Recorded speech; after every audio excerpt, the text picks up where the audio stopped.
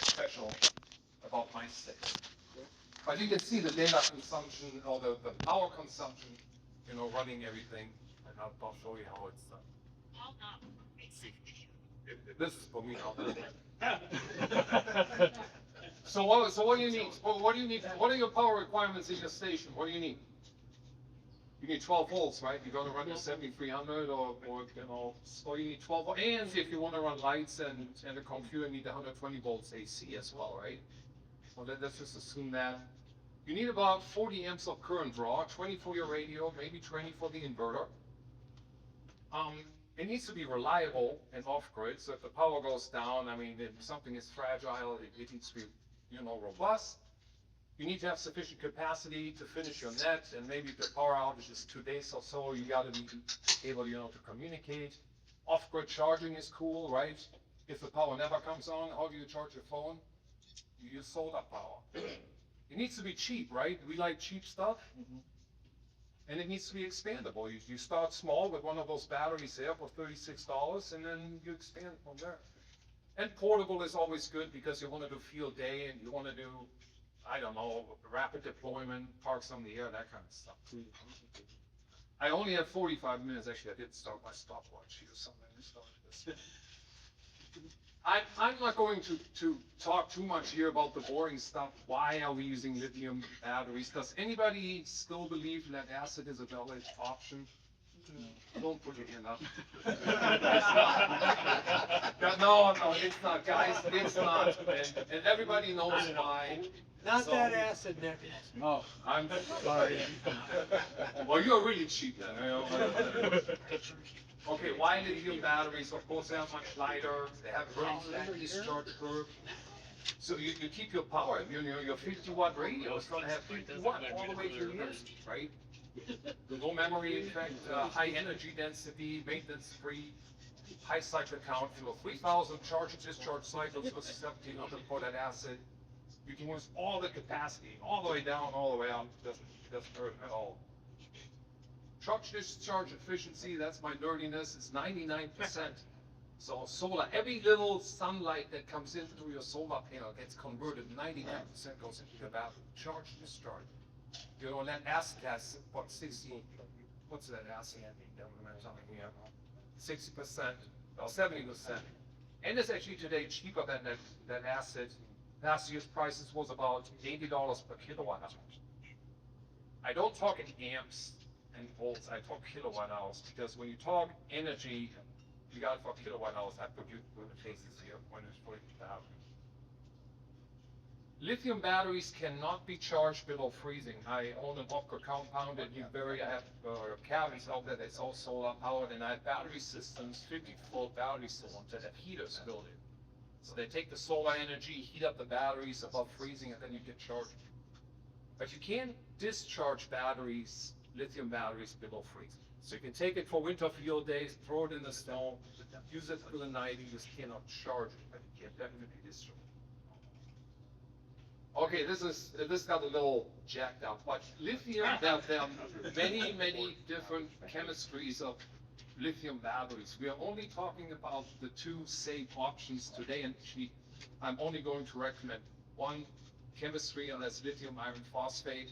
But I just want you to know when people talk about, oh, lithium batteries, my hoverboard caught on fire, and that's true, but it's lithium polymer batteries. You know those old drones we had like 10 years ago that lithium polymer batteries? Don't use those, right? They also won't have battery management systems go in. Two types of batteries today, and we're going to spend the majority of the time on the stuff that I recommend, and I'll show you how it's done. Lithium cobalt oxide, are those still 18650 cells, right? Everybody uses those flashlights. This is one of the first lithium batteries that I built. It's pretty cool, but it has a battery management system in it. I think it cost me about $10, and I built it a long time ago, and I still use it for QRP. I run one of my aircraft, KX1s or KX2s. I don't recommend them really. You can build bigger batteries out of it. It's a little bit of a history lesson. See, I used to solder these together, with nickel strips, but you got to put a battery management system in it. There's a circuit board in here.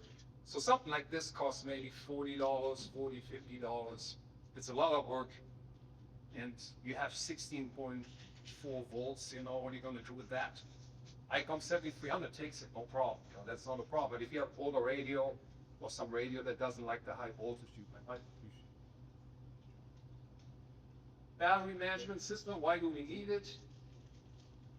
Turns the battery off before it discharges too much. It keeps it from overcharging. We're going to talk about charging. Short circuit protection, if you overwrap the wires, your battery doesn't catch on fire.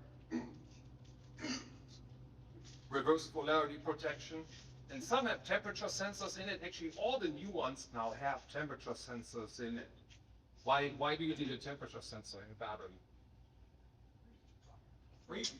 That's right. So that it doesn't charge below freezing, right?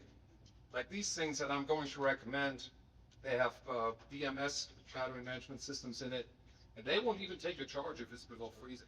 So even if you forget, even on the charger in your camper or whatever you do, and wherever you charge it, and it's protected. Balancing of cells, don't believe that nonsense. You know, they say, oh yeah, if this battery is higher and this is lower, it's milliamps, right? They balance, yes, they have a function, it's a marketing term. Don't believe it. If one cell is like half a voltage higher than the other one, it'll take you months for this thing to balance it out. The balancing leads are like this thing. There are 4 wires. I don't even know what gauge this is, like 28 gauges. So there's no amperage flowing from one cell to the other. But marketing people tell you that it does. Okay, here's the fun stuff. So these are the batteries that I recommend. The lithium iron phosphate, they're safer than any other chemistry we could have. Even the Tesla cars, they started off the 18650 cells and then they went to the bigger ones. And now most of them actually have lithium iron phosphate batteries in it. Slightly less capacity, slightly less voltage, but it's definitely a lot safer to use. The other big advantage of lithium iron phosphate is you can store it fully charged. It's in your station or wherever it is, have it charged 100% and it's fine. Lithium cobalt oxide, those 18650 cells, they don't like to be above 4 volts. Fully charged is 4.2 volts, they really short their life cycle. If you have power tools, you know, those little battery packs at 20 volts and 18 volts, whatever you have, that's lithium cobalt oxide. Don't keep them fully charged. That's why they only last a couple hundred cycles. So lithium iron phosphate is what I'm pushing. The voltage is also closer to our regular, you know, station voltage, 12 volts or for whatever you have in your car, 30 volts. They can be stored fully charged, and they cannot be charged below freezing, just like in the other lithium chemistry. And 2 or 3 of these will run my station. So what do we have? We have 12 volts, 60 amp hours. I didn't put the label on it, the Asian can't buy. But this is from battery hookup. It's actually, I do have an affiliation with battery hookup. They recycle cells from medical equipment. And this is where some of these cells come from. You go to the hospital, they have those carts that roll around, that's where this comes from. You know, they keep it for like 6 months or a year, and then they recycle them, and they get it by the pallet over here. So for $100, you can buy 60 amp hour 12 volt battery. It's pretty good, right? I mean, how much do you pay for lead acid battery? 60 amp hour for your car, probably for that rate. So the prices are good. I'm going to spend a little bit of time on this slide over here, which shows a lot of these batteries that, again, you can buy them anywhere, but I'm telling you, battery hookup is the place where a lot of people buy their batteries. You can buy little batteries, you can solder them together, you feel so inclined. That's how I ended up with these 18650 cells. You can buy a whole tub of 18650 cells for probably $100 at battery hookup. But who wants to sit there and solder these into these bricks and blocks, and then you have either a BMS on it? some of these, I know it's pretty small print right here for most of you, but you can take any one of these. You gotta be careful that it has proprietary plugs on it for like some medical stuff. So the green ones, you really gotta know what you're doing. Most of the time at the bottom right, the generic ones, I think these are really good. And again, a lot of us have bought these things for like, I think they are $36, and that's a 32 amp hour battery.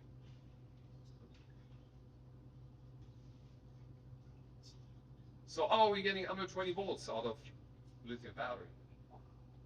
What do we need? MV volts. What do we need to get 12 volts in power? Right? Inverter, right? What kind of inverter? The blue one. Serious. Wow. No, you need a blue one. Don't go to Walmart and buy the red one. Don't. Okay. German. No. It's actually a Dutch company, not German. It's close. It's close. Okay, why do you want a blue one and not a red one? Who operates on HF? What's the problem on HF sometimes? You may have read my slide. So the red ones always like cheap stuff. They are not pure sine wave. They give you all kinds of stuff. And these are actually inexpensive. I looked these prices up last year because this presentation is actually from last year. I'm not supposed to tell you this, but it is. I updated a couple of slides. So for $94, you can get like a real inverter, a blue one. Big chunky, right? I've had these inverters, again, at my opera compound. I have them sitting outside in the pavilion, exposed to the elements and that kind of stuff. They're not even rated. Not a single item has ever picked that you love before. So that for efficiency is about 96%. That's also important to know, because if you have buy Walmart stuff, there's what's called noise on the evaporate. So all your precious energy just don't play too. Any questions so far? I know I'm moving fast, but where do you get the blue? The blue ones, I buy them on Amazon to repair, unless you buy large quantities. But the prices on Amazon are really good. I mean, $94. I mean, you can walk up, you can lift this thing, and these are the fastest crap.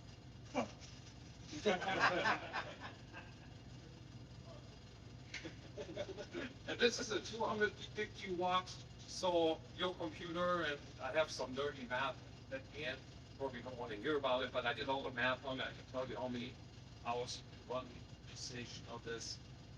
These are good. Now, if you only need 200 watts of power, is it better to buy a 1,000 watt inverter or 200 watt inverter? 1,000 is better than 200, right? More is better. Guys don't. There's no point in this, right? And these are rated for 100% duty cycle. If your computer costs 180 over your total DC consumption is 180 watts, get a 200 watt inverter. Don't buy a 1,000. What's the problem with a 1,000 watt inverter? It runs at very low capacity. It has higher idle consumption, right? You never utilize it. You pay a lot more money, and it's actually pretty old. The small ones are pretty heavy, so. And here's from 200 watts to about 250 to 375 watts is like $30 or so. Don't go too crazy. If it says 250 watts, so you pull 400 out of it. Maybe not good for a short period of time, right?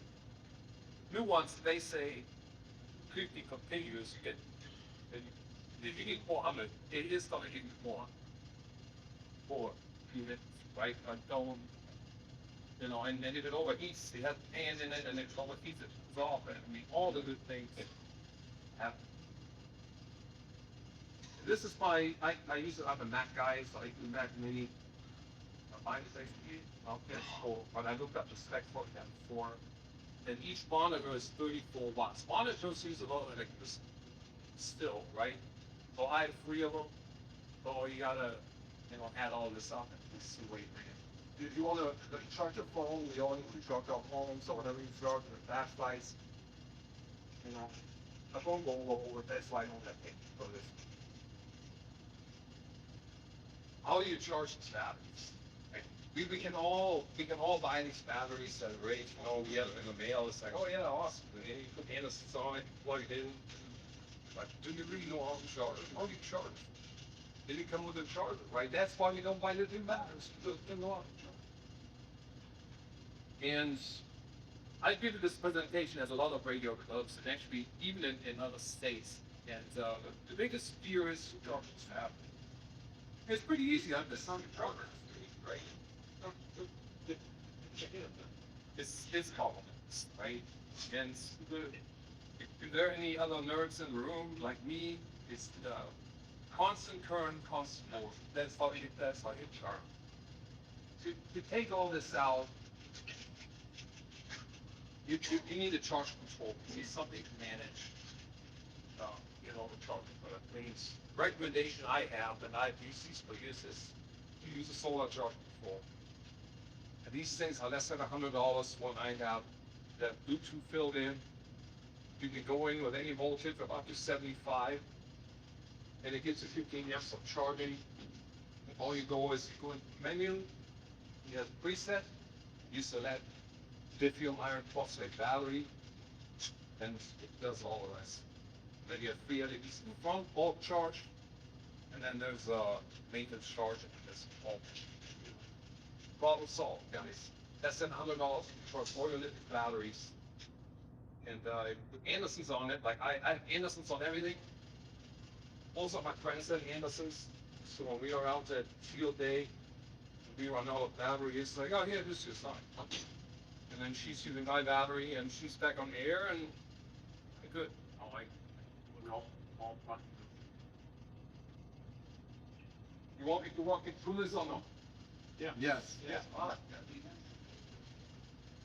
So the battery is empty. Let's say completely empty. The other times is state of charge.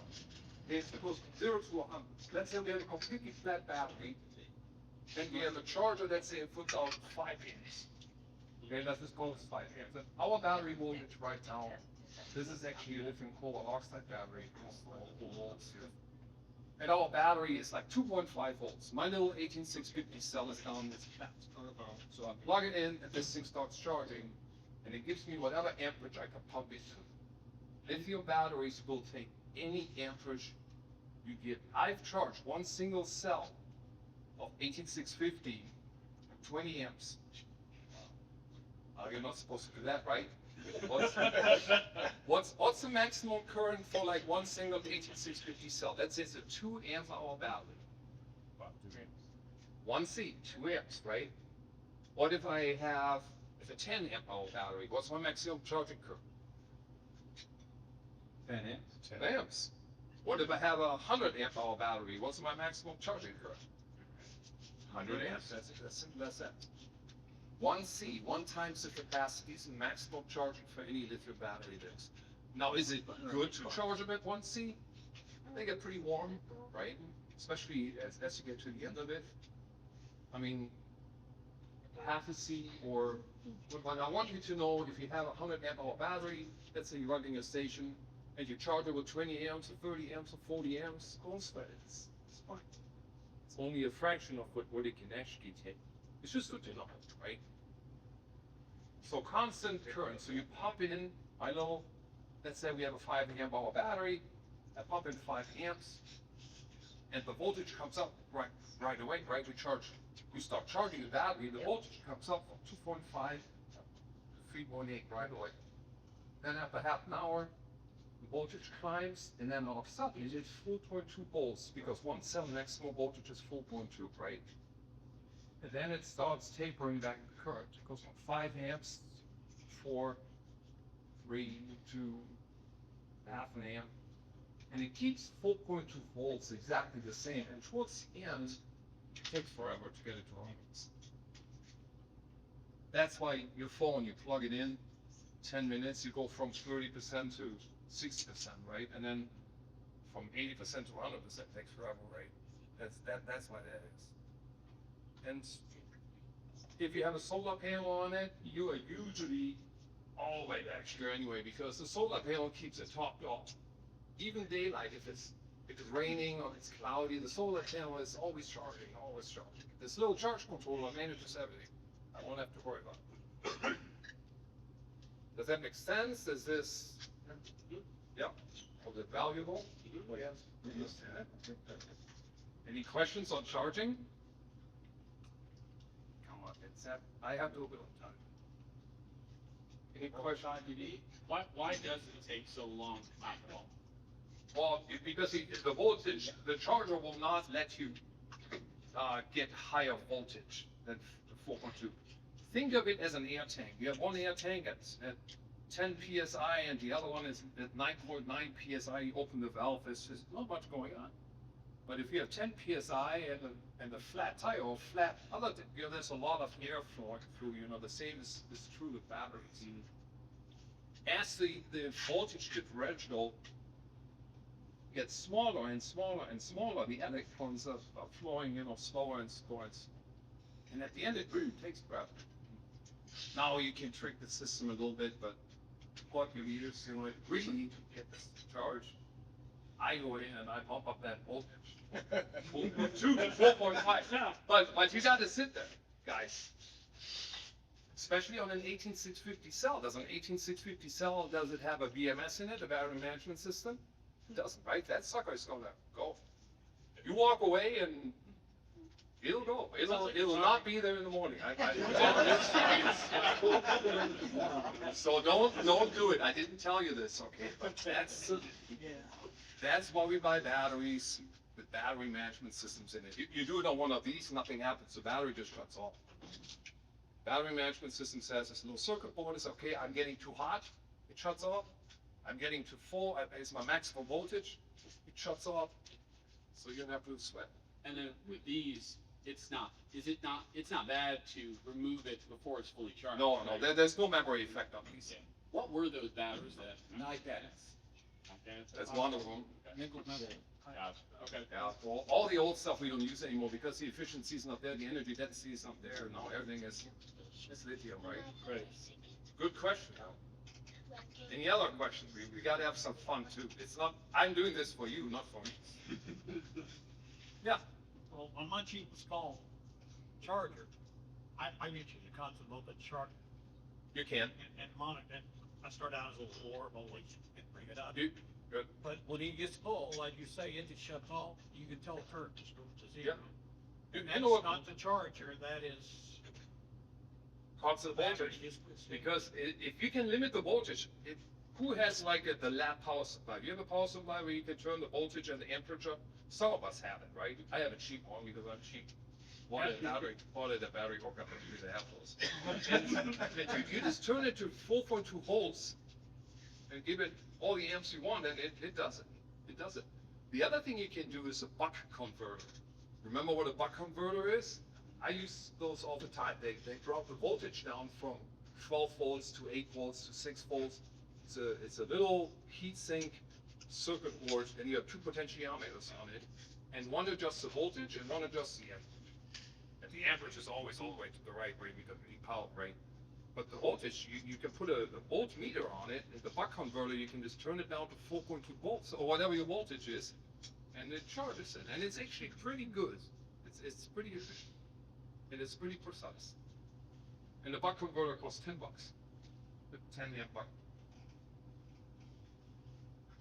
Does the buck converter create noise? Some do, right? If it's blue, it does. But it No. doesn't. Don't get the red one. Buy a blue one. And Don't buy the red no, one. I don't know about the buck converter. The ones I use, I only use one type. I don't know if I have it on here. And I've used it for many, many years. All my friends are using it. I think one of them broke it, but we have like 20 of them in use. My circle of friends, and Is it a little Chinese? they're all Chinese, right? But it has a big heat sink on it, and I think it's a 10 amp. No box.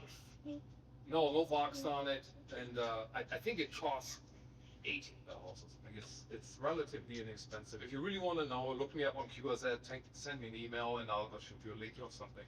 With any questions, you know, I do battery stuff all the time, so don't hesitate to contact me. Yeah. Charging. Okay, so how are we controlling the charging nonsense again with batteries? Solar charge controller, right? I mean, that's the easiest way, guys. That's easy. Buy solar charge control. That's it. Blue. Okay, now does the solar charge controller know what kind of voltage is coming in, if it's from a solar panel or from a power supply, or let's say you buy a battery, $36, you buy a solar charge controller, this thing is, I don't know, I have the price here, $60. So you go home, how do you charge it now? Who has a power supply? Everybody has a power supply. You plug the battery in the charge controller, you plug your power supply into the charge controller as well, turn it on, walk away. That's it. Now, you can also put a solar panel on it and charge it. But sometimes, in the middle of the night, you know, it's like, oh, I gotta top up my battery. What I use, because I'm cheap, I have these old laptop power supplies. Who has an old laptop power supply? How many volts do they have? 19. You can't use 19. What do you mean? I need 12 volts, right? What are you gonna do with 19 volts? Card. You use one of these blue solar charge controllers. Okay, so if you're as cheap as I am, here's your 19 volt. This is 10 amps, by the way. So that's 200 watts. You plug it into your solar charge controller, plug this thing into the battery, and then this thing is charging at 10 amps. It's a 32 amp hour battery. How long does it take to charge? From completely empty to completely full at 10 amps. A day? Okay, 32 amp hours charged with 10 amps. 3.2 hours. 3 hours, right? Yeah, 3.2 hours if you have 100% efficiency. Yeah. But that's what it is. So can I'm sorry. No, can you plug anything? Like, for example, I wanted to set up a mobile station. Can I plug my battery from the car into that, essentially? Charge it off. Okay, let me ask you this. Can you charge a battery with a battery? Yeah. So, jumper cables, right? We do this all the time.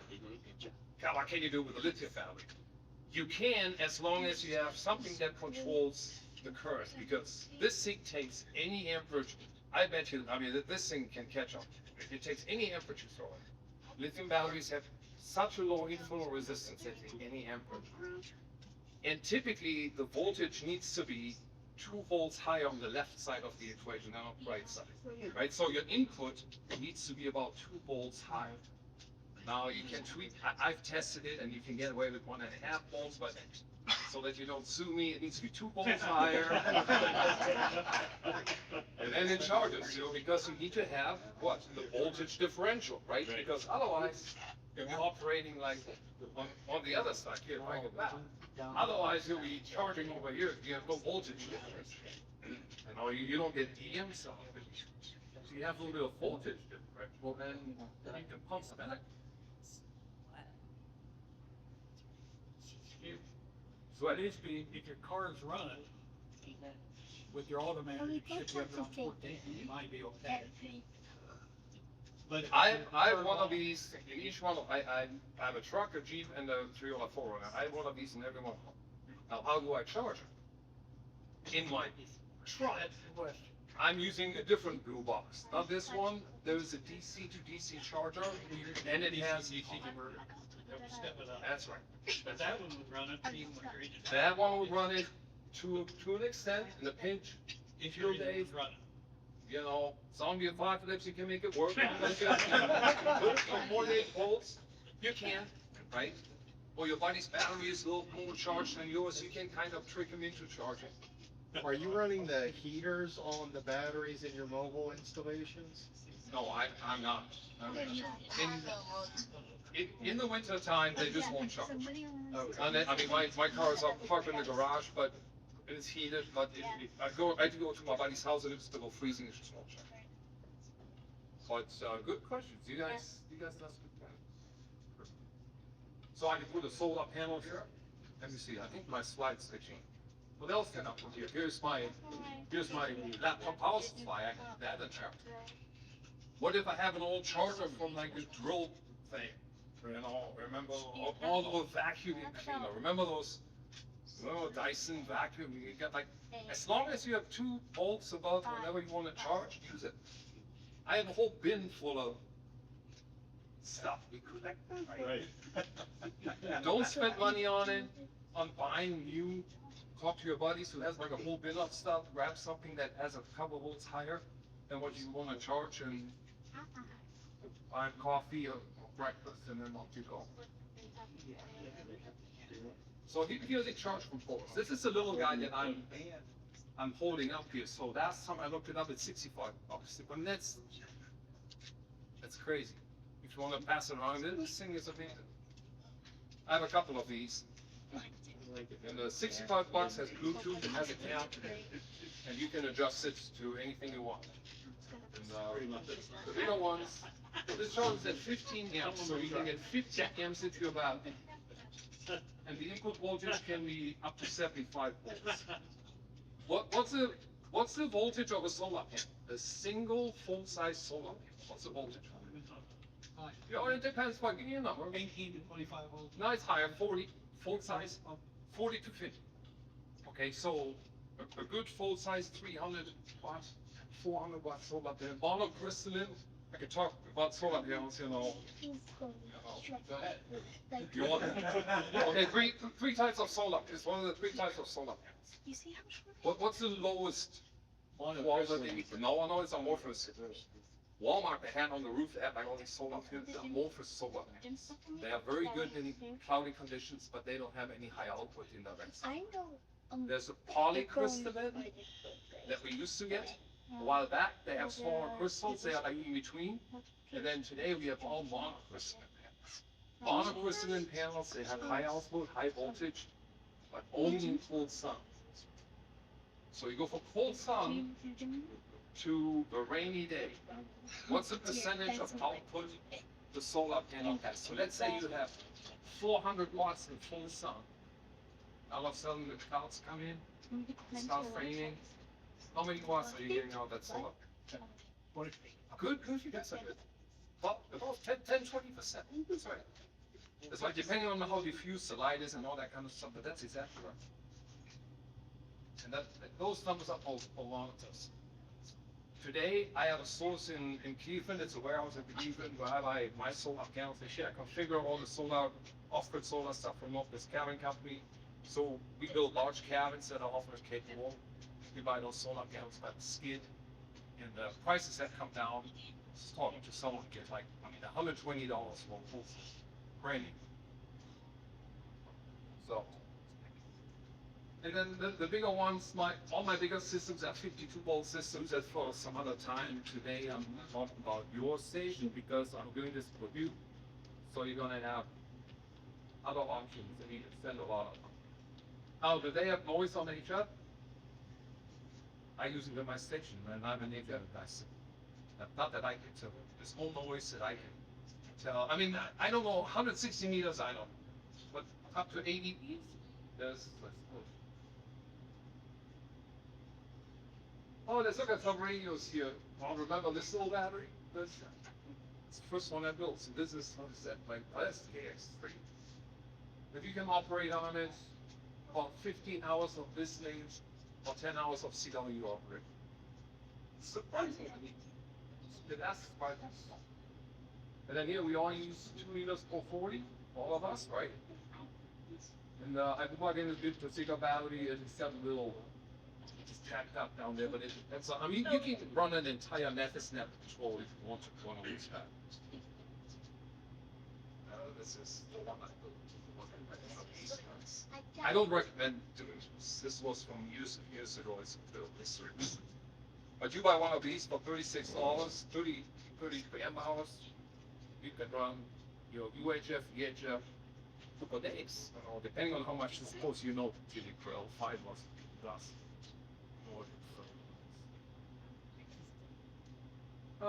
7300, I do a lot of rapid avoidance, less than 10 minutes, and to make an EX contact, 20 meters in less than 10 minutes. So pulling into the parking lot, avoiding the first contact, in your 20 meters. So this is a set of items for that. And you can operate on sideband, 2 to 3 hours, unless you're constantly calling. Now, what if I want to run FT8? What happens to my battery if I run on FT8? Does FT8 use more power or less power than site? More. The amperage consumption is more because if you draw full. If you go to 100 watts FT8, you draw 20 amps. Nice. And it's 15 seconds on, 15 off. So it's 30 seconds per minute, but drawing 20 amps. It feeds the battery like crazy. So keep that in mind. Side that we are talking, you get like 2 amps, 3 amps as you're finishing your sentence. But FT8 is like goes up and fat, 20 amps. Or you turn your power down to 50 watts and go 10x, but it's power hungry. If you put out the same light, right? You may not need as much power on it. Take contact, yes, that's true, but your power consumption. Okay, summarize. I'm good on time. Okay, so to build your station, so let's say this Axel guy convinced me I want to build my station out now, I want to have a battery. On the left side of here, we need some power source, right? How do you start? You may have a power supply, and I think all of us have some sort of old power supply that puts out 19 volts or 15 volts, or it doesn't matter how many amps it is. It'll charge the battery. I use the smaller ones too at this point. You need Anderson power poles. That's what I do to become compatible. Who's using Anderson power poles? Man, you guys are good. Thank you. Are there any differences between Anderson power poles? Don't get the really cheap. Don't get the really cheap ones. Brandon, get the blue one. Yeah.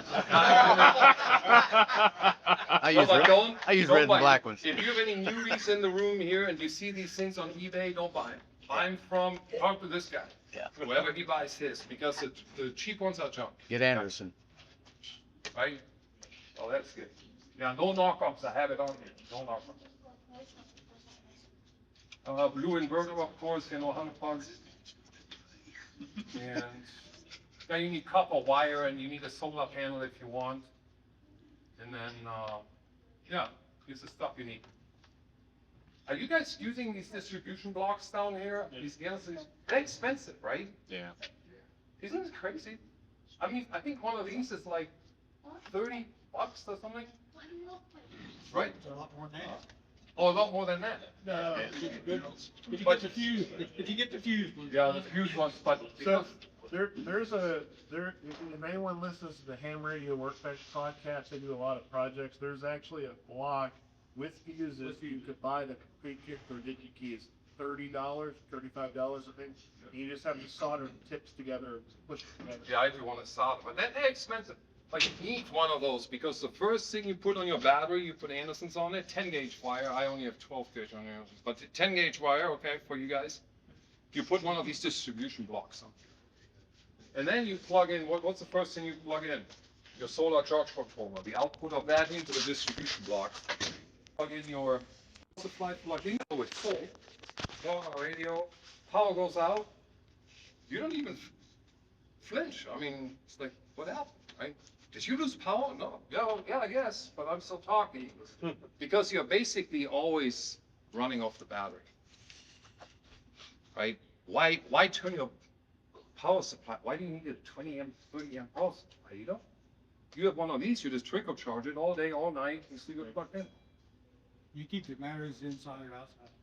Well, inside, my station is inside. And all they, When you run long ways or what? no, they like to be above freezing and I understand. below 100. You're still on fear, and I don't know how balanced it is. Yeah. No, and lithium iron phosphate is not, it's a non-issue. Not an issue. Not an issue at all. Like, Yeah, yeah, remember the other slide I had there, you know, these, and you can store them, and you can lay them flat, a lot of times we lay them flat and stack them, and, it's non-issue. These are non-issue. Go to batteryhookup.com, you know, you can use my discount code Simplicity if you want, I don't really care, and then, So, this isn't so much a question, but I built a battery box with a lithium iron phosphate battery in it, put an inverter and all that in an enclosed space, and just last month I had a 2-day blackout.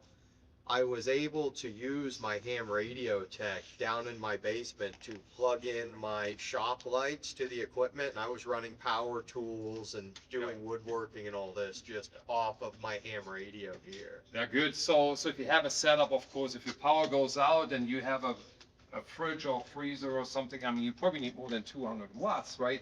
But you can keep your phones charged. You can, I mean, you can do all the math at that point, right?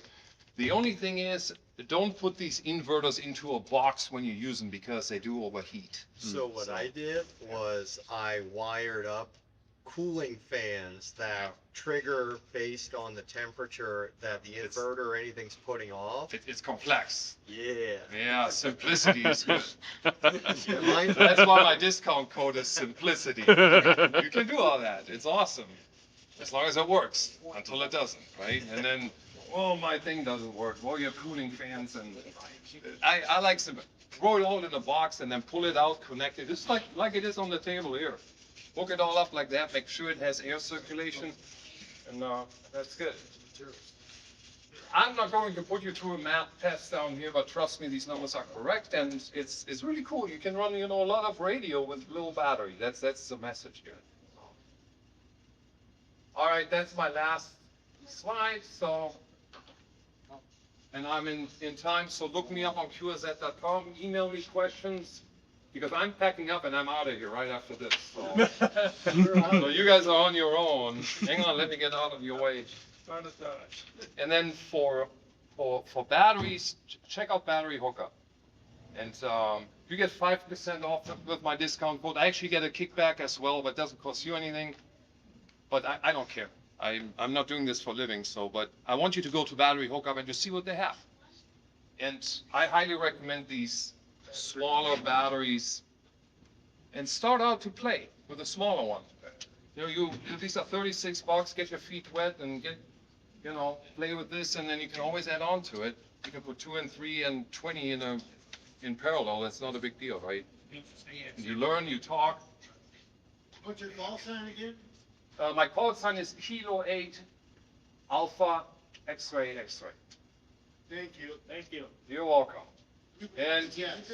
and I'm out of time. So did you guys get something out of it? Was this interesting? Thank you.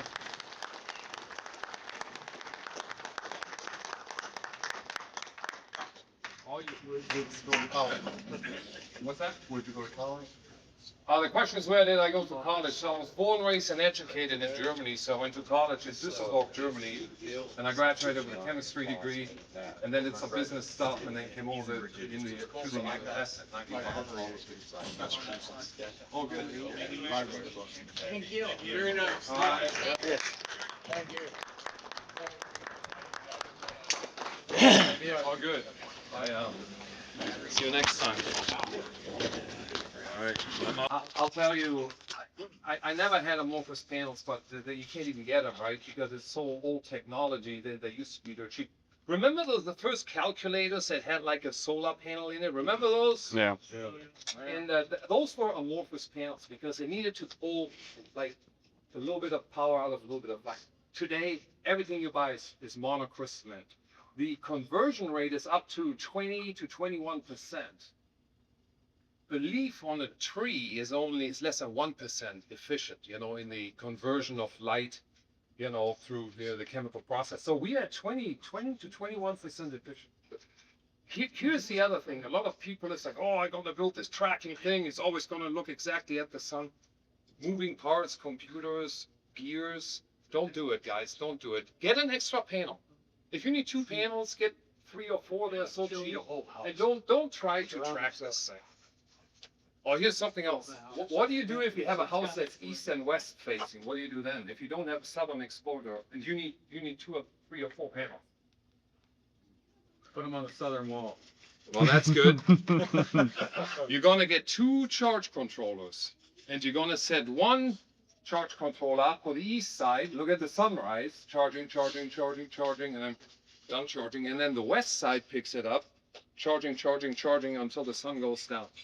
Just by 2 charge controllers. East-west setups work very, very well.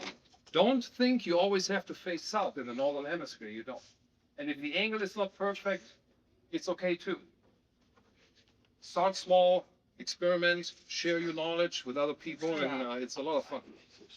Anything else? Last call. I have a question. Them ground mounts you talked about. The wall mounts? You never mentioned what you had on your sheet, ground mounts. Yeah. Where are they? I've never even seen them available except on commercial. Ground mount. Well, I have Just whole to mount your phone. Panel. The You build panels. yourself. Yeah, I get them out of Arizona. You gotta send me an email. I send you the link. I get them out of Arizona, and they're not cheap though.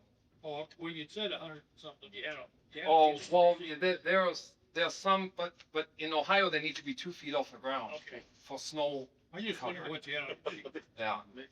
All right, so I have pole mounted, they are 3 feet off the ground. Any other questions? I have a 200-watt solar panel with a charge controller on it, and we use it for camping for lead acid and AGM batteries.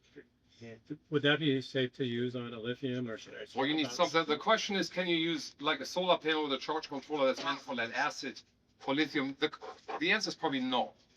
You need a blue charge controller, right? And whatever charge controller is on your solar panel, you cut that off and throw it as far as you can. Let it talk to this guy, and then you can further use it. Yeah. Oh, okay. 2. Go ahead, guys. So, big question. I have a Tesla and new 4680 batteries.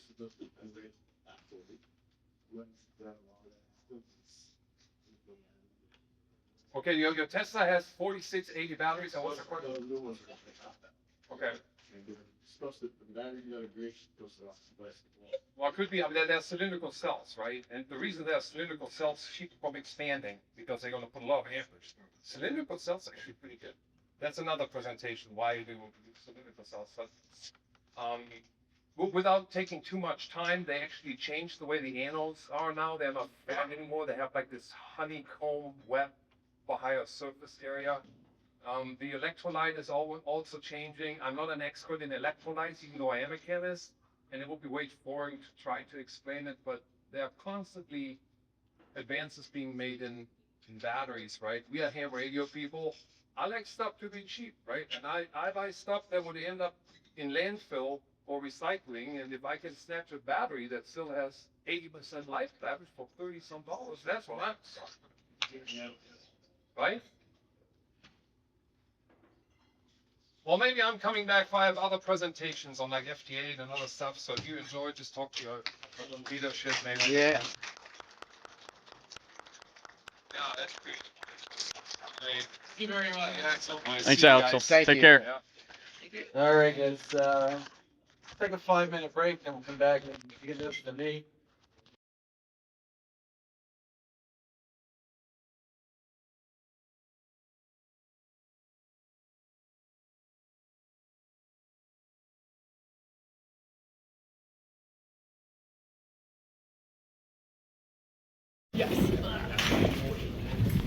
Some enchanted evening.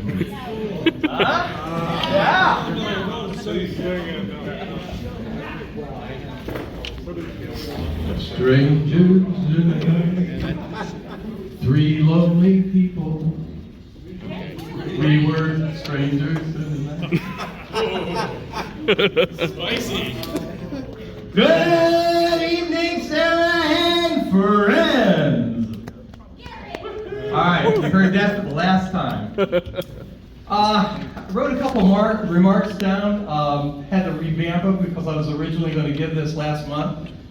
At my final meeting as president of this illustrious group, and no fault of my own, well, maybe it was my fault, but I didn't quite make it, so I do apologize for that. I really tried, I want everybody to know. Gary was a stiff board.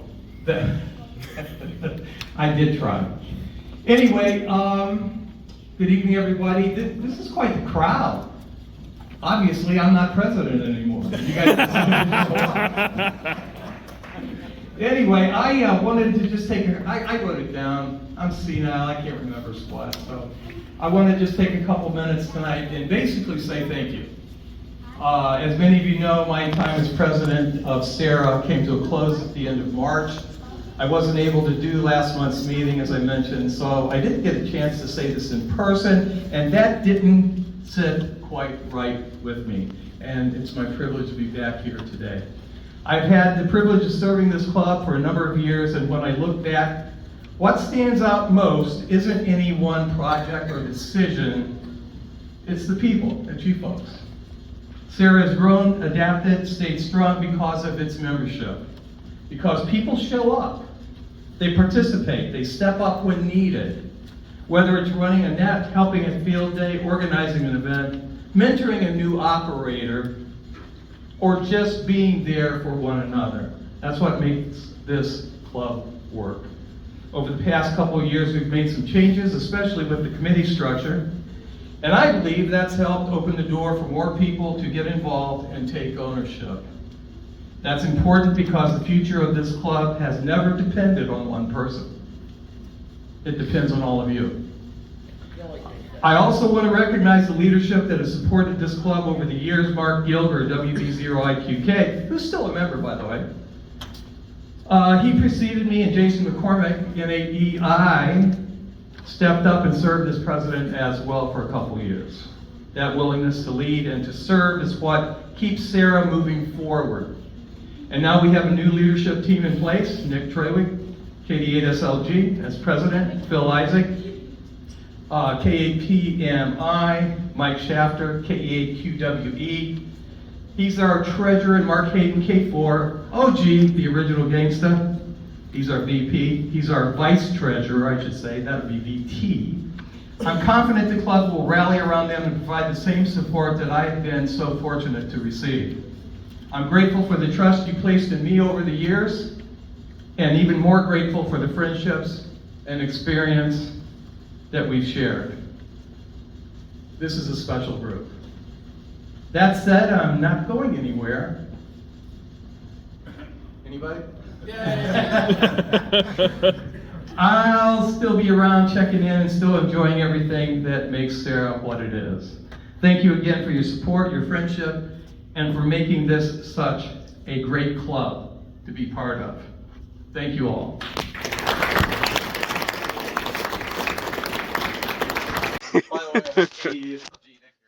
So, if you haven't been here before and we don't know who you are, this is your chance. Stand up and say hi. Hi, my name is Cheyenne. Josh's wife has been like, hey, you should go to this club. And I was like, okay. So yeah, I'm here. Good to have Thanks for having me. Awesome, awesome. Who else I want to say? Matt? We'll get you there, Mark. My name's Matt. I'm KF8 GGM. Got my license 2 weeks ago, and I'm glad to be here. Thanks, guys. All right.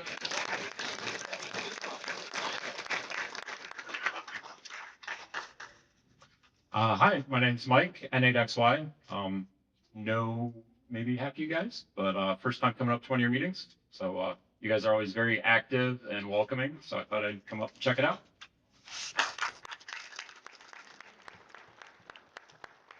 Well, that was when Gary was in charge.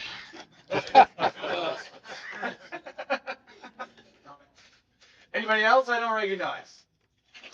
I think I know. Oh, there we go. Yep. That's right. You're here tonight. What are you doing here? Your son was just looking for you. Did he find you? Yeah, he's all right. Hey, Andy, KC8YFO.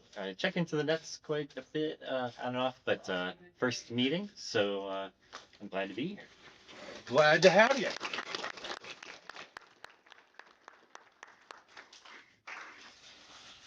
Fine business. All right, we're going to start with announcements tonight and maybe a story.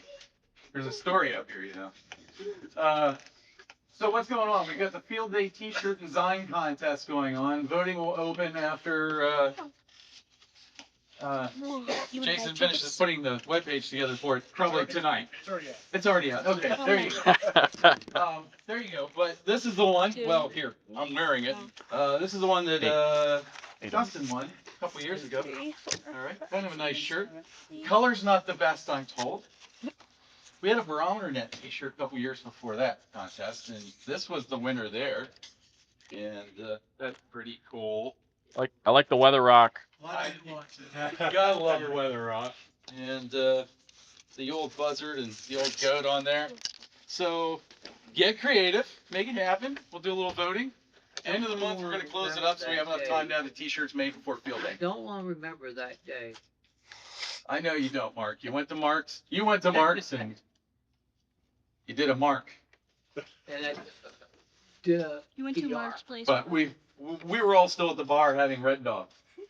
That was a good time. So get creative with them. We'll vote on them, and we'll see what y'all come up with. All right, vote is coming up April 25th, double activation. Josh is going to talk about that when we get to him, so I'm not going to overdo it. Handy Fighter bill, May 2nd, just in time for the May meeting Fox Hunt. That's going to be at Gary's house. If you still want to participate and make one of those things, have until tomorrow, right? Well, yeah, tomorrow's the last day of work. So, I built one. That's impressive. So pretty much anyone can do it. Hey, there's hope, Dave. Yeah, you already signed, you built that? And then Jason fixed what I did. It works. We only had one resistor in the wrong. That's all it took, though, isn't it? Yeah. May meeting, we're meeting here for Fox Hunt, and Jason's going to talk about that when we get around to him. 72 sleeps to field day. Is that right, Josh? That's right. Are you counting? Yes. Yeah. Been there, done that. I'm doing it too. Oh, I need to get the count for Winter Field Day. Sorry. So, for not yet. after summer field days. So this little meme here, there's a story behind it, and it's sort of ties in. It's a couple of years ago on some sunny summer afternoon, I believe. I got a call from Jason, and he said, he said, are you home? Yeah. We're gonna buy a radio. Yeah. He says, someone's keying up the Worcester repeater, and we're trying to figure it out who it is. I think KE8LBA was in there, right? He lives on the other side of the repeater, and he was getting someone's signal. Jason asked me, he says, well, can you turn on your radio and tell me what you're getting for it? So I thought this was a great chance to impress Jason, so I turned on the 991A, and I'm looking at the scope, and I figured out which button it was to go from memory to VFO, which took me a little longer than it should have. And then I spun down to Worcester, and lo and behold, I found this really, really big hump right there at the input. And I said, yeah, I see a hump, Jason. He's like, well, what's the signal to noise ratio? I was like, well, hey, it's plus 60. It's off the board. He said, well, you're probably sitting right on top of the guy. Then he said, is it you? So I spun the computer chair, and I got a couple of 5100s stacked there in a cabinet, and one of the microphones was hanging there the way it should on the hook, and the other one had just kind of been haphazardly thrown on the cabinet by somebody. And somehow it got wedged like between the side of the cabinet and the radio just enough to depress the push talk. And there was that little red LED on the microphone telling me that's turned on. That's all I remember from the conversation. I was turning red. 2 minutes later, I get this on my phone from him. And you Star Trek Next Gen fans, what was it? Darmok and Jalad at Tanagra. Yes. Treywick is mic key down. What's it? Shock it when the walls fell. Yeah, shock it when the walls fell. So that's the story behind that. And, well, there's more than one way to skin a fox. Sort of the moral of the story there. So anytime, if you're ever on the Worcester repeater and you hear someone blasting out the APRS chirp, call me first. for starting, the APRS on the bottom of my 400, if I just bump that thing slightly or nudge it, it turns 1 or 2. APRS keeps blasting out, but I changed where it goes, and it usually ends up on blister for some reason.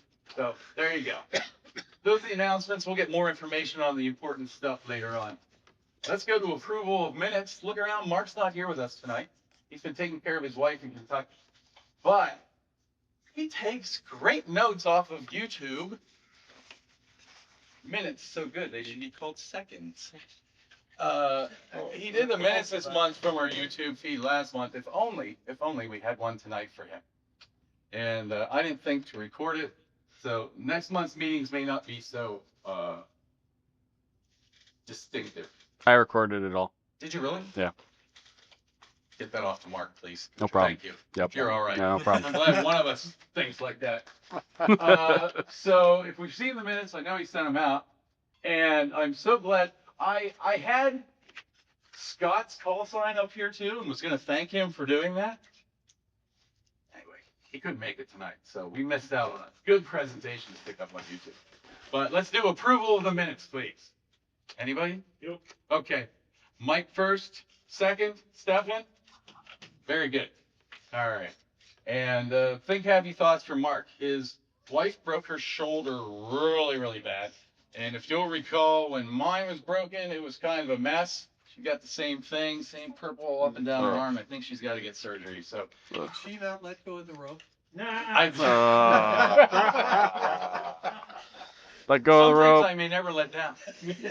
Yeah, last night I asked someone on the Beacon Net on the pre-show, I asked him what he was drinking because Kelly out in Oklahoma, he told me he was tipsy at the beginning of the net, so I already knew he had a few in him, and we talked before.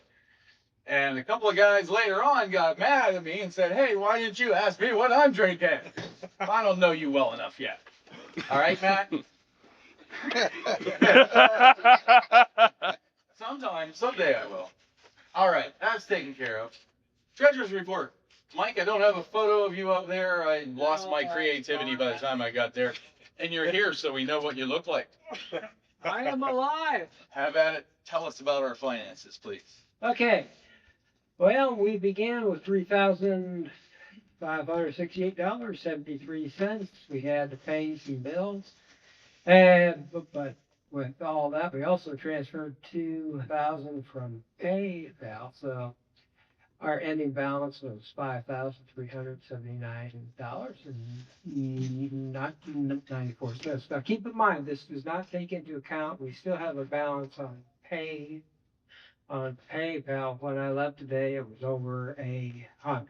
So it's probably higher than that now. So pretty straightforward. We tend to have the same recurring bill every month. Now, once we get into field day and things like that, yes, we are going to have some extra costs, but that's part of the club. I really have to thank Mark for handling the rules of the membership. He did a fantastic job, and was going to have to survive without him. So I ran the income tax business until this year, and now it's gone. I ain't done with that crap. 10 years younger. I feel it too.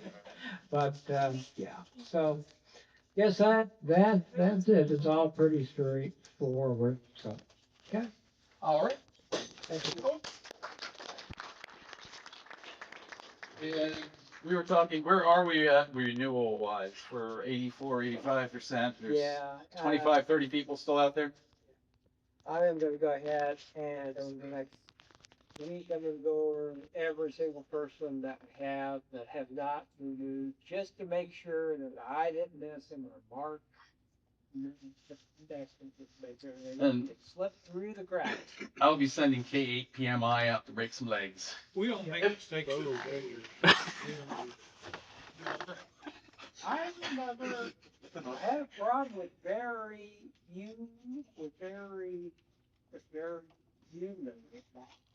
I talked to him over the phone. This is what he said. He said, I understand.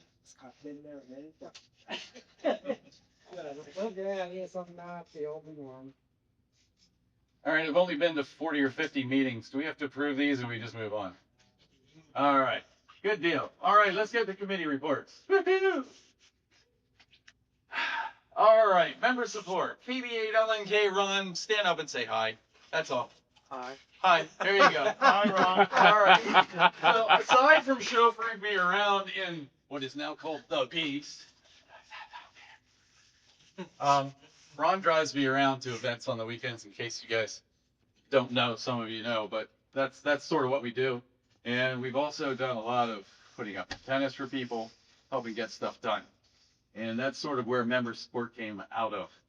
I'm going to try to explain what it is because it seems to be the most nebulous of committees, and I guarantee you that when I'm done, you'll be more confused than you are now. Okay. We just want to help people out, and it's not call Ron and ask him everything, but as a community, as Gary was saying, there's a bunch of brain trusts in this room. And some of you play a lot on HF, and you know what's going on. And some of you do POTUS stuff, you know what's going on with that. And some of you do nets all the time, and I can help you with NetLogger, and that's about it. But there's a lot. So it's not so much getting stuff done, but getting help with things, getting questions answered, being pointed in the right direction to get things done. If you need something and you see Ron at a ham fest and he knows you need it and he says, you should probably grab that, it's a good deal, listen to him. Same with a bunch of us in here. And if I had a nickel for every time I didn't buy something at a ham fest that Ron told me to buy and he bought it anyway in 3 weeks or 3 months or a year later, I said, hey Ron, do you still have that so I can buy it from you? Yeah, it's sticking up in his yard. I have a handful of nickels. Take it down. Yeah. But he's put up a bunch of stuff. But, you know, so if you have a problem programming a radio, how do I put this? Don't bring me the radio and say, here, program this for me. All right?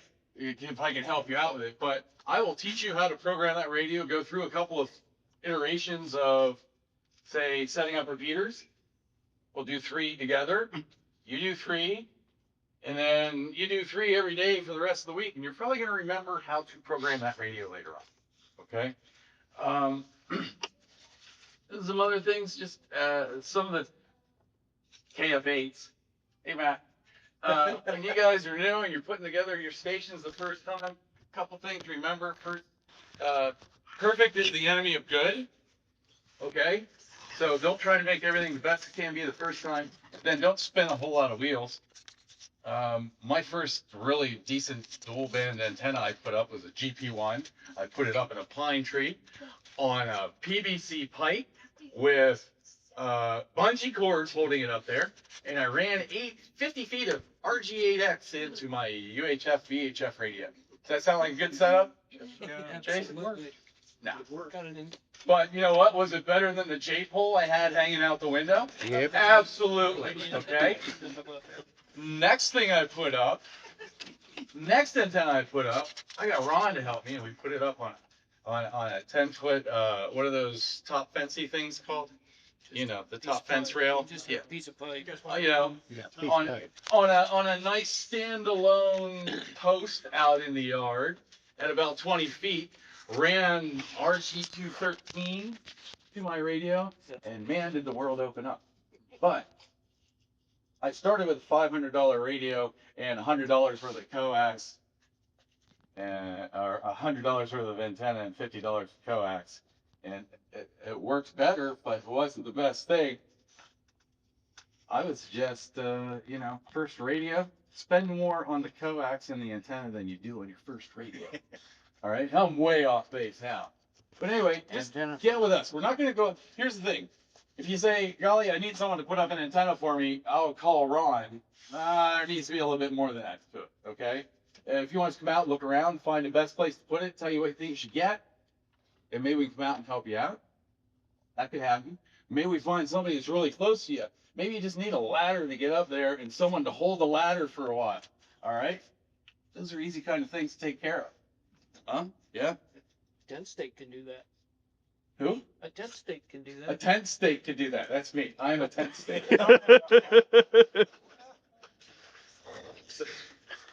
Some of these stories are going back now. I've been around for a while. So here's the thing. Don't be afraid to ask questions, okay? Get on the radio, ask for help, ask people. The worst that can happen is no. And we've all heard that word before. So that's it. All right? You need something done to talk to them. And Ron, I couldn't help but notice you didn't add the antenna that we picked up last week to your truck yet. Or did you? No, it's still in the back. Okay. Is that going to be number 10? I didn't count. All right. Did you count? No. I don't have many fingers. Oh, if you're ever driving down 57 and you see this house off to the right with all these antennas on top and there's antennas all over the place, that's Ron's. Any questions about member support? Are you thoroughly more confused than before now? Yeah. All right. Then my job is done here. All right, Doug, social committee, KEHG. He's taking over 50-50 raffle duties. Those of you who bought tickets tonight figured out. There's a nice photo of Christmas party. Absolutely fabulous. Right here in this room. What do you got? So tonight on the 50-50 raffle, we have $228, which I think might be maybe a record. And That's pretty good. Jeez. Thank you to Lily for going around and collecting from everyone. And tonight we're going to have 2 drawings. The first one's going to be for the manual, and then the second one will be for the $114. And then I was going to talk a little bit about field day T-shirts. We're asking that the designs be submitted by the end of the month, and we would send them to shirts@w8wky.org. Again, that's shirts@w8wky.org. And then we're hoping to have them done and distributed by the June meeting. Awesome. Thanks, sir. We'll be seeing a lot more of you later on in the summer. Picnic and field day and everything else. So, thank you, Doug. Yeah. Just real quick, the handbook is compliments of Scott Yonley, by the way. Just wanted to make sure that Scott got his due, and he's definitely takes care of us. Anyway, that's one of many that we have given away. That's Scott Yonley, N8S1. Yeah, I forgot his call sign when I heard him on the radio last week. Yeah. I'm glad I was nice to him. He was testing EchoLink. Thanks, Doug. All right, Learning and BE Committee. Doug, other Doug. You want to come up here and say a few words? I put a nice. No? All right, then I'll bring you the microphone. Definitely come up with a talk quickly about the BE session. And awesome. The fire station. That's Thank a you. game. That's a real game. That's literally a game. Good evening. Hi, Stefan. Hi, Josh. So I want to thank everyone who was on the BE team. You guys are always making a great thing. We did have people this last session. We have a new session coming up June 6th. Mark that on your calendar. If you know anybody who would like to get their ticket or like to upgrade, that would be awesome to have. We had 2 notable people. I don't see him here, but when you see Harry, congratulate him for his wife. There he is. Whoa. I didn't see you on the call. So Marianne Edwards, she got the call sign. What call sign did she get? Thank you. And that was a great test. And then we had an individual that came in. His name was Bloss. Last name Bloss. And the first time I ever did this, so just to let you know how easy it was with exam tools, he came in with the my license expired like 1 million years ago. And he came in, took his tech test. We checked the little box on the form, and 5 days later, he was upgraded back to his general position because he passed his tech. So if you know people who don't have their license and they fall in that good period where they can get upgraded just by taking the tech test, let them know. It's an easy process. It's not hard. Study the tech, get your license back. Other than that, I want to say thank you to everyone. I appreciate you all. And if you have any questions, you can always reach out to me. Thanks. Thanks. Hey, thank you. Thank you.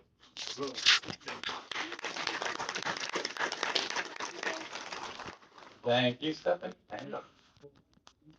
All right, tech committee. That would be Jason. And yeah, this is where I dare not wander, appliance operator that I am. Do you recognize my little doodads there? I did. Yeah. I did. All right, so Nick made up a slide for me. Yeah. And I told him I'll figure out it when I get up here. So yeah, so I did purchase a new audio adapter for a 3.9. Those of you with good hearing or good speakers or both know that there has been a long-standing whine in the background of the audio. It has driven me insane for years. John Wagner, if drives him insane. We talked about it a lot, actually. I believe I bought a new audio adapter from someone I've met through the All-Star community who makes different types of audio adapters. I bought one he makes that it is transformered all over the place to supposedly cut out every possible noise. He's guaranteed me that he has not run into audio noise or interference noise in a repeater site that this module hasn't solved. So we're putting this to the test. Unfortunately, I was going to do it last Saturday or Sunday. Got up to the site, plugged everything in, and was baffled that the whole repeater system just started transmitting an empty carrier. So I got mad and just unplugged it and put the old thing back and left.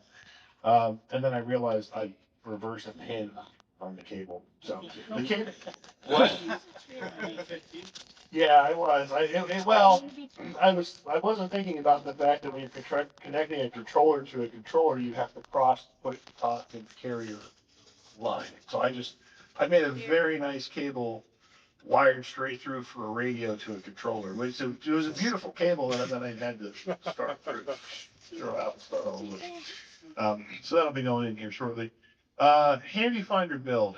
We're going to do that on May 2nd in Garrett's Garage. If you're interested, please order by tomorrow because I have to order in parts and they take about 2 weeks to get here. So if you don't order tomorrow, you're out of luck. It's a good build. I'm not going to go over it again. But if you signed up for it, I will send out a list of some suggested tools and some stuff to bring with you. But otherwise, you will walk away with complete Handy Finder good that you can use at the May meeting Fox Hunt on May 21st. I brought a little visual aid here. So this is not the normal Fox Hunt equipment that we use. This is actually a Pico Fox. This puts out 12 milliwatts of RF energy. So that will clue you into how far the Fox will be away from the Wadsworth Eagles next one. It was not going to be that far. There's going to be a couple mile radius around this building where the Fox is going to be hidden, and you'll be listening for this noise. And then it'll eventually play the SARA call sign in CW and all over again. How this is going to work. Everyone has an email in their mailbox when you get home or on your phone right now. A couple things. We're looking for people who have handy finders, tape measure, Yagis, things to help out with the fox hunt. We please consider volunteering to be essentially what we're calling a team captain. Because what we're trying to do is we want to pair up people who don't have the equipment with people who have the equipment so that we can get a large participation. It's not going to be a difficult hunt. It's not like everyone's going to be crammed into a car together for 3 hours. You can even caravan to places and take measurements. But if you have the equipment of any sort, please consider signing up to be a team captain. If you want to participate and you don't have the equipment, same form, click the other box, because we're going to try to make some teams so that everyone within reason can participate. If there's someone who's interested in being a team captain, but they don't have the equipment, since I am the Fox, I will give you a complete kit. You don't have to provide an HT, but I'll give you a handy finder and my offset attenuator for it. If you're interested in being one of the team captains, did I promise that to somebody already? Here, look at that. I might have promised. So anyway, if you're interested in being a team captain, I'll give you the equipment if you don't mind being one of the team captains. This is a participation trophy event. Everyone will literally get a participation trophy. I'm not going to spoil what that means, but you will get a participation trophy while supplies last. I guess if 100 people show up, 100 people are not going to get a participation trophy. It's not going to be timed. It's not shortest distance of any sort. This is just a dip your toe into the world of fox hunting, and you will feel good about yourself that you found the fox, or you just rip the envelope open and show off where the fox is, because there are some among us who do that. I wasn't naming names. I'm just saying they're out there. Yes, sir. But it's going to be close. It's not going to be a long hunt. You're not going to wander all over a tri-county area. It's going to be quick. Should be fun. Sign up if you're interested. And as a benefit, if this works really well, we can get out of more meetings by doing evening events like this because it worked out. So that's what I have. Anything else? Yeah. Will the Fox be 2 meter or 70 centimeter band? 2 meters. 146.565. Well, it's right there. So, I mean, you can direction find it, but that might be a little too easy. No, there's no participation trophy for that. I'm just gonna look for the red light. You do that. Okay. All right. Thanks very much.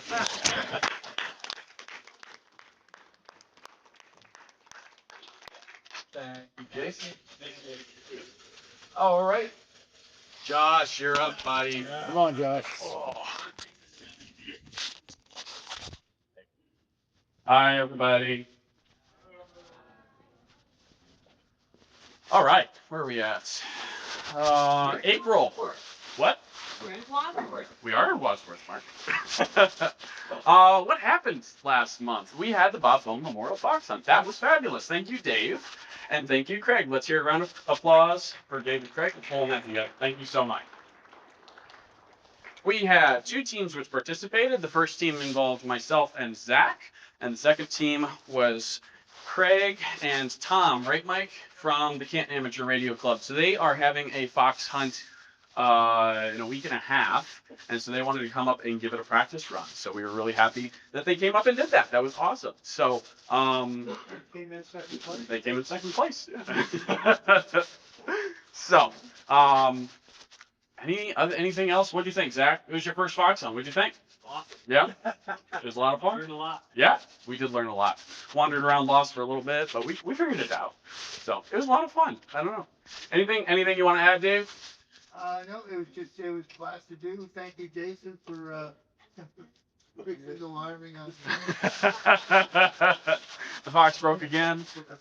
Yeah, you got through it. I hope everybody, well, I hope the location was okay. It was good. It's finding a good place when you're being the fox, finding a fun place for everybody to land is kind of what you do for the advanced football.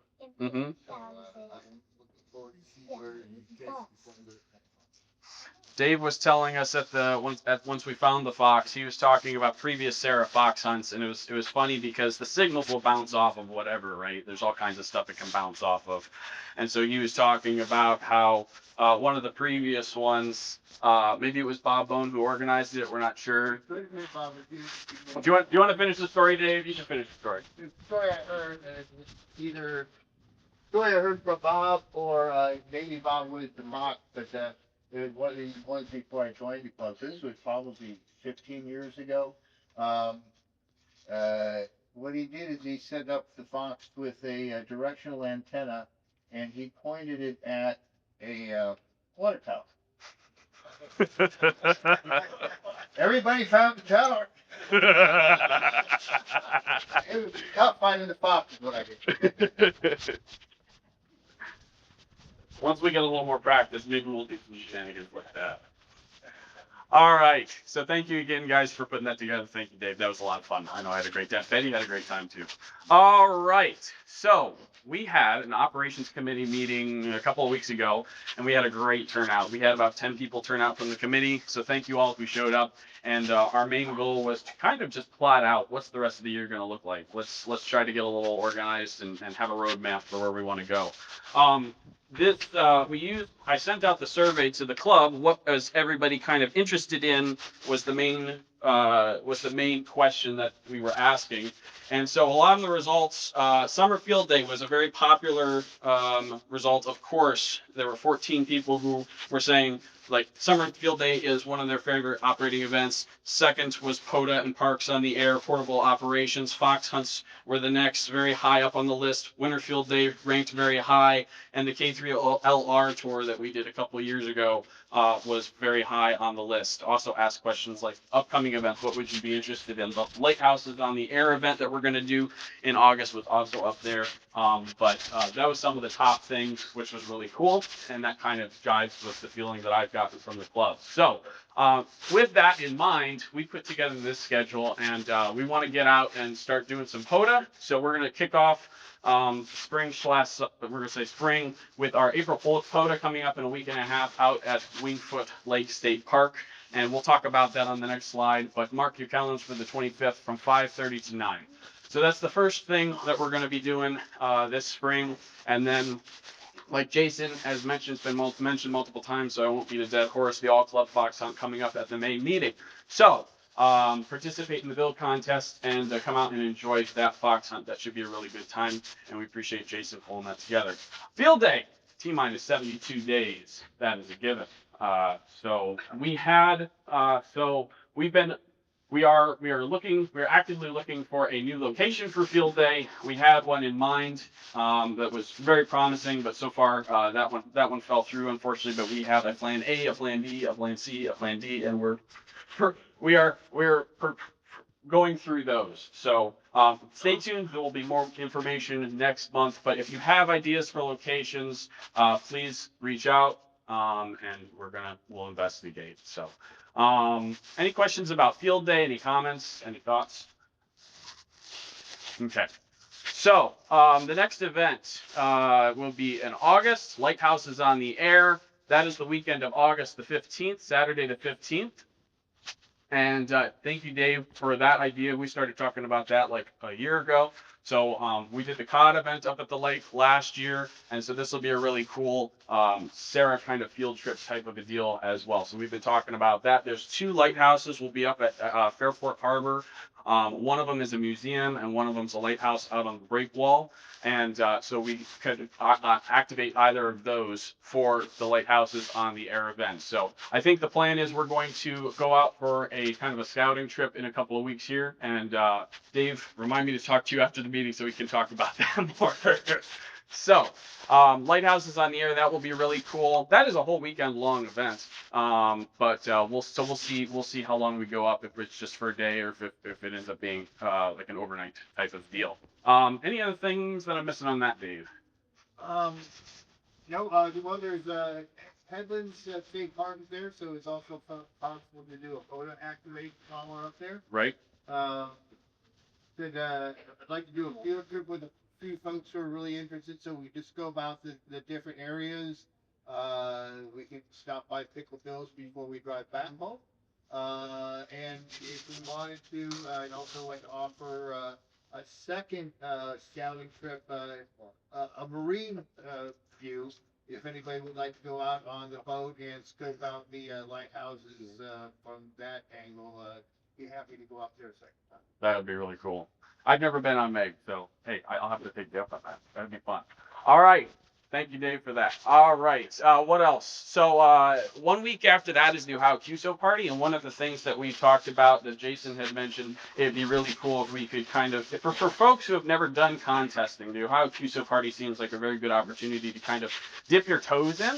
So our goal would be like to participate in that. It would be really cool if we actually participated from a more rare county, because it makes you a little bit more of the DX and you can get a little more pile-ups that way. But the idea would be to be sort of an intro to contesting, dip your feet in, and just kind of experience it a little bit. So that would be a really cool event for that. So more details to come on that. So, Josh, Since you guys mentioned Holmes County, I did look around a little bit to find some places, okay? So, where I've been staying there is about 850 feet. Several miles away, better locations, it's 1,250, 1,300 feet. Very up and down, which is why I can't reach the repeater. But nonetheless, I'm going to keep looking in that direction, and as found out, I guess, in winter field day and summer field days as well, the points are in the bonus. Yeah. So, you know, if it's a rarer county and then and that gets us more points for that, probably not a bad idea. And despite how much I complain, it's really not a bad drive. It's got to be very scenic. Huh? It's got to be very scenic on the way down. And not aromatic at times. I believe it. Lots of farms on the way down. So, okay. There is one Hoda Park down there, but it's like a wildlife refuge, so it probably won't work. So, but we'll look into it more. So, thank you, Nick. Okay, we've also mentioned this. I think we mentioned this at the last meeting. Just kind of gauging interest. Nick is interested in doing another K3LR tour. Who here would be very interested in a K3LR tour? 1, 2, 3, 4, 5, 6, 7, 8, 9, 10, 11, 12, 13, 14. Whole bunch of okay, over 15 people. So Nick is heading that up, so we appreciate that. So we're thinking that will happen sometime in September, but we'll have a date to be announced. We have to figure all that out and coordinate that. So, but that would be really cool. I missed the last one, so it'd be cool if I'd be able to make that one. So very cool. Go ahead. I've had several conversations with Brooker, and he is friends with Tim Duffy. And then Brooker fell off the face of the earth. So when he returns to wherever he came from, Florida, is he in Florida, Ron? Do you know? Is he back? Oh. I'm supposed to come back. He returns this summer. So you got his And he's got one working, so he's gonna be gone 2 weeks before that. So. I haven't heard of him in 2 weeks, so. I don't think he left yet. Anyway, Well- we're working towards that, and I like the fall for it because the travel over to Pennsylvania is pretty nice that time of the year. Yeah. And we had a lot of fun last time. It was comfortable because Yep. you're walking around outside a lot. You don't want to be hot and stupid. And it's right before a bunch of DXing season, so they're getting geared up on location, so everything's kind of keyed up. There you go. Yeah, guys on towers that are up 300 feet.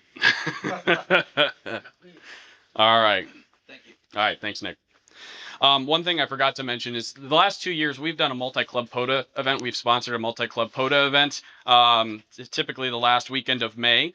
This year we opted to not do that. We are going to actually try to reach out to another club about an event that they put on each year and see if we can support them with that. So we will see where that goes, but that's going to go on a hiatus for this year. But as you can see, July is a little light, so we do have the leeway to add another POTA later. They're pretty easy to organize. So we have more that we could add, but anyways, that's always a possibility. All right, we talked about K3LR, and let's see, fall fox hunt. I think we tentatively planned this for the October the 10th, so that date may change, but October for the fall fox hunt.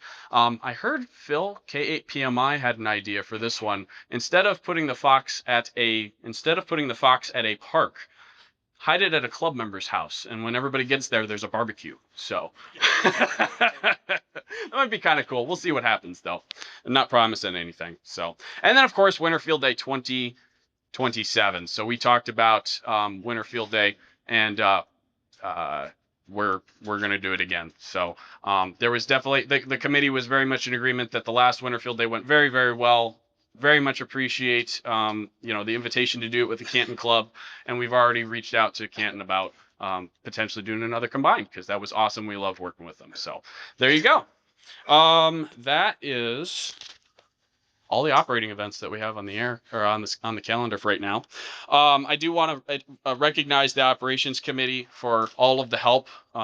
there's a whole bunch of folks that have stepped up and are helping me with all of this stuff and coordinating it, finding locations. So I just want to say thank you very much for all those folks and the work that they're putting into the committee.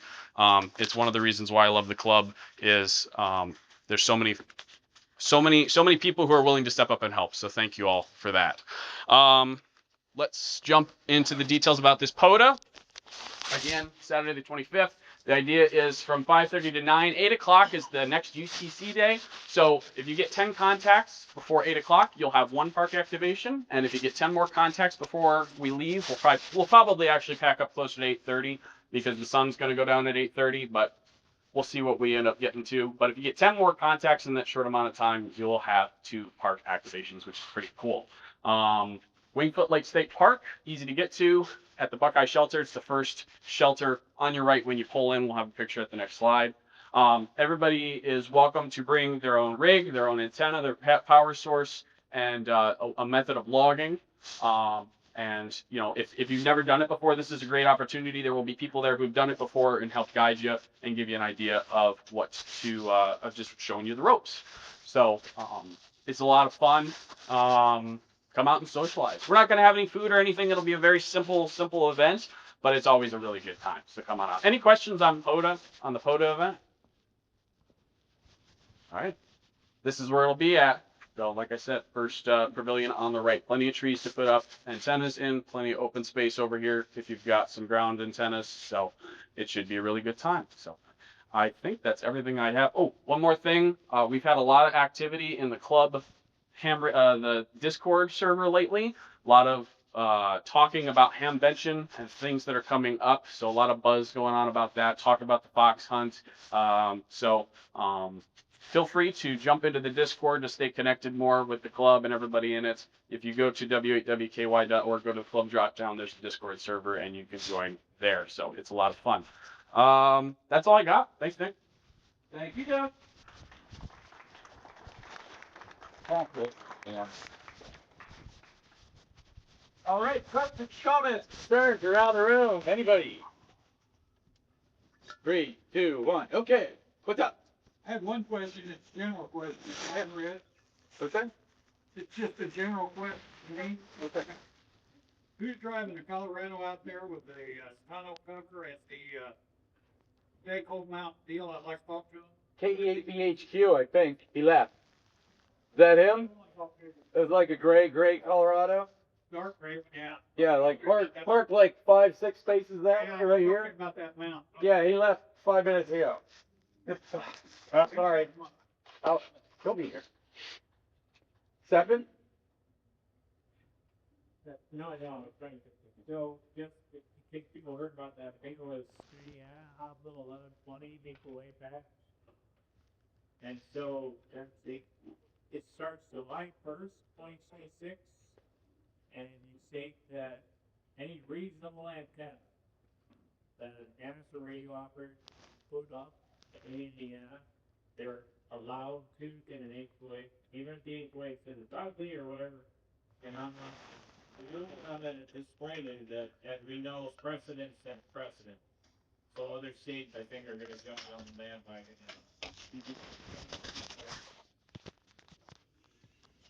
Cool. We can only hope, right? And that's in March. Thank you. And last one. What? If we were to hang that little tiny box upside on a living box, that'd be okay. That'd be live fox. Thank you. I'm fine with that. That's why I asked. There's more than one way to skin a fox. There is. I'm not skinny. Does that fox have a white stripe? Or? Oh. One of those black foxes with the white stripe down the back. Oh.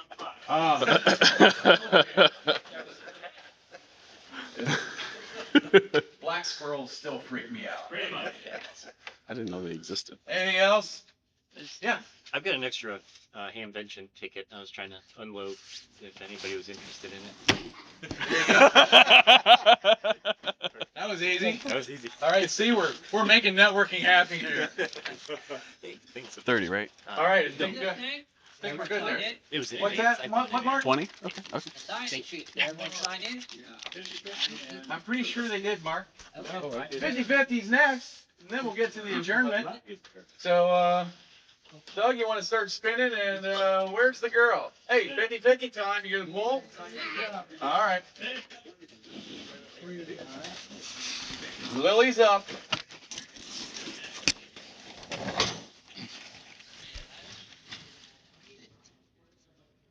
First up, we have the ARRL handbook, courtesy of N8SY. Scott Yonley.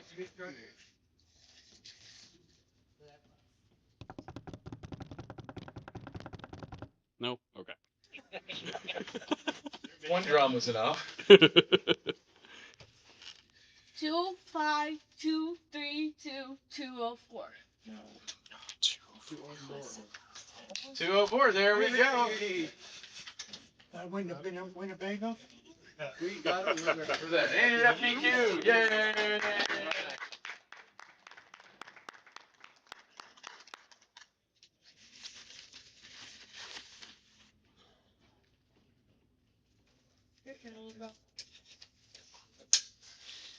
Big bucks, no whammies. 25232 315. Jerry! You got a winner. All right. President of Work and NCO Extraordinaire.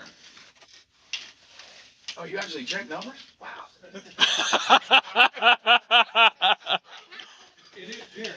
All right, next meeting here for the boss hunt. Plan to attend and bring a friend. It's the month.